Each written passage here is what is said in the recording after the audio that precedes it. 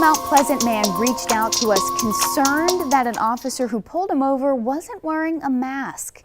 We found out some local mask ordinances do exempt law enforcement officers, but several departments told our Carter Coyle they're still requiring that PPE. The officer approached my vehicle like any other traffic stop. Matthew Benton was pulled over by a police officer in Mount Pleasant last week, and something struck him as odd. The whole traffic stop was conducted without him wearing a mask. No precautions whatsoever, no gloves, no mask. And it is kind of shocking that Mount Pleasant actually has this ordinance in place, and he approached the vehicle without wearing any sort of PPE. Mount Pleasant Police Department spokesperson told us their officers are required to wear masks when interacting with the public. That traffic stop was brought to our attention and is being addressed, he said. It's not wise at all. What we're looking at is an officer that is in contact with 4 or 5, 6 people a day.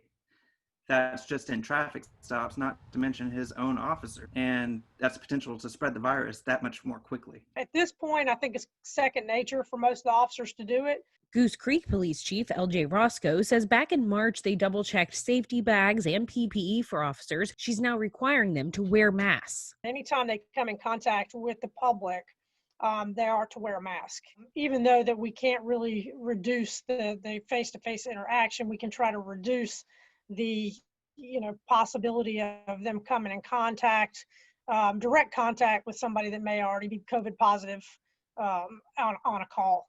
We asked other local law enforcement agencies about their mask policies and got a variety of answers, like Goose Creek PD, Charleston, Dorchester, and Williamsburg County Sheriff's Offices, along with the State Highway Patrol, have specific protocols in place requiring masks during public interaction. However, the North Charleston Police Department does not require officers to wear any type of PPE or mask while conducting traffic stops. Somerville PD tells us their local mask ordinance exempts law enforcement, but they're still telling officers to be careful. Roscoe says she understands there might be exceptions. It's a difficult job as it is, and this has made it a little more difficult. If they're on a situation where there's a fight and they roll up and people are fighting, I don't expect them to take the time to put a mask on if they have to jump out of the car. However, they do know that if it's something that's not critical like that, they have to put the mask on. Benton says he's not just trying to get out of a ticket. They intend to dismiss the case because they found that no violation had occurred. So I am specifically doing this just for the fact that other people need to be protected against this sort of behavior.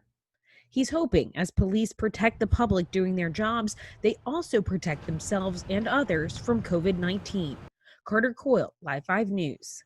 If you have a tip for Live 5 Investigates, email us at tips@live5news.com or call 402-5678.